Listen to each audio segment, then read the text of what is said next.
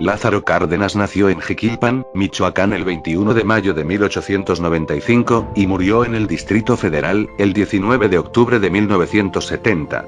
A su escasa edad de 14 años aprendió el oficio de impresor.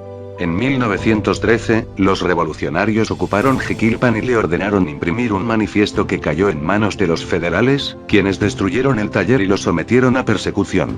A principios de julio, se incorporó a la revolución bajo las órdenes del general Guillermo García Aragón, cuya fuerza fue dispersada poco después. Cárdenas llegó a Guadalajara, donde trabajó en una planta cervecera.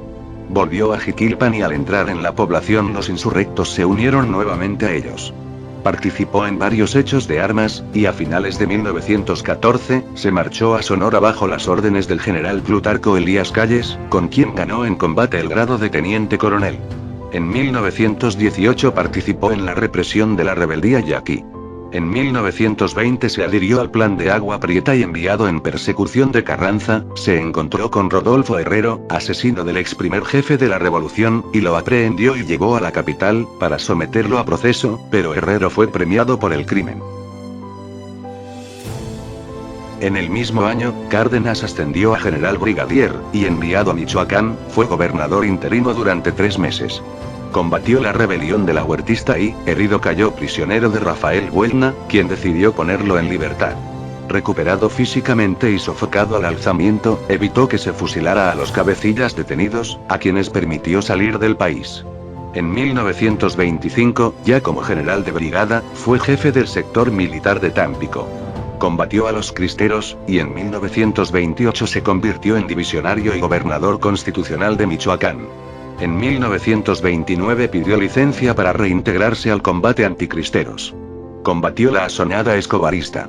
Volvió el gobierno de Michoacán y después de unos meses fue llamado a la presidencia del Partido Nacional Revolucionario. Fue secretario de Gobernación de Pascual Ortiz Rubio, 28 de agosto hasta octubre de 1931. Volvió a Michoacán hasta completar su periodo.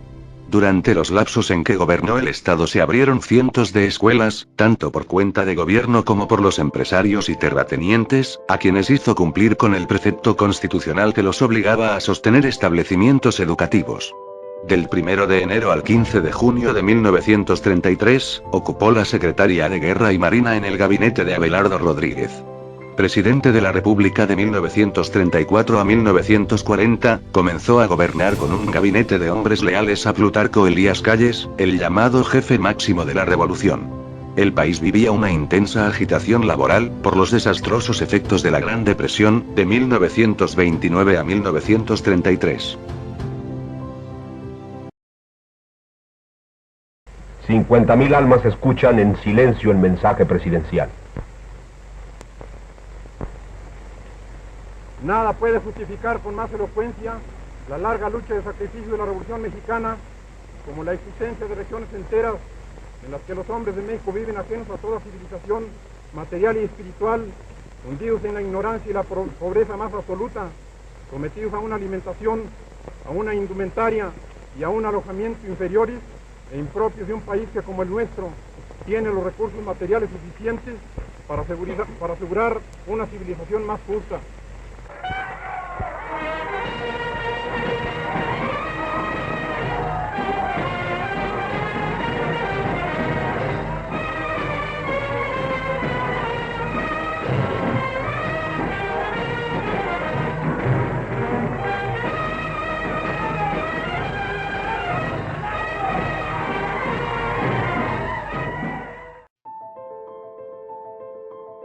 El respeto de Cárdenas por los sindicatos permitió que el movimiento obrero planteara sus demandas sin cortapisas.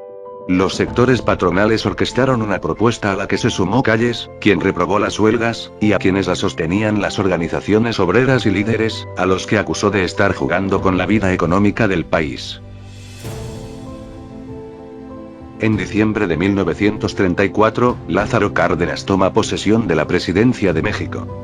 Su período de gobierno, entre otros asuntos relevantes, se caracterizó por la repartición de tierras, la expropiación petrolera que marcó un acontecimiento trascendental en la historia de México un 18 de marzo de 1938 y la creación de instituciones como el Instituto Politécnico Nacional y el Instituto Nacional de Antropología e Historia.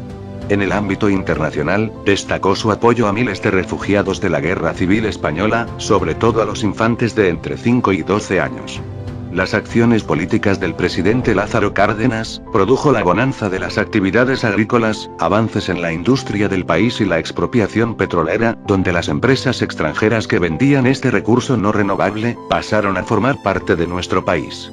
Surgió poco después un período en nuestra historia, conocido como el Milagro Mexicano.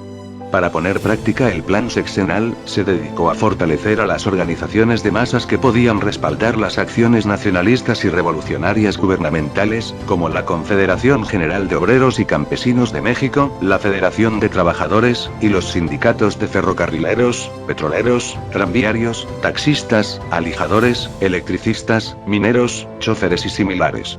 Su política sindical se dirigió a promover la organización de una central obrera única e impedir la formación de sindicatos blancos, a reafirmar el papel del Estado como árbitro regulador de la economía nacional y protector del proletariado, y a limitar los conflictos obrero-patronales a la capacidad económica de las empresas. El pensamiento político de Cárdenas se basaba en la movilización de masas y concebía el Estado como el conductor de la lucha de clases, razón por la cual surgió un rompimiento con Plutarco Elías Calles. En el campo de la cultura, el gobierno de Cárdenas promovió que el contenido nacionalista e indigenista se extendiera a todas las expresiones artísticas, desde la novela y el muralismo, hasta el cine y la música. Al terminar su período de gobierno, durante los años de la Segunda Guerra Mundial, ocupó el cargo de secretario de la Defensa. El general Cárdenas murió en la Ciudad de México el 19 de octubre de 1970.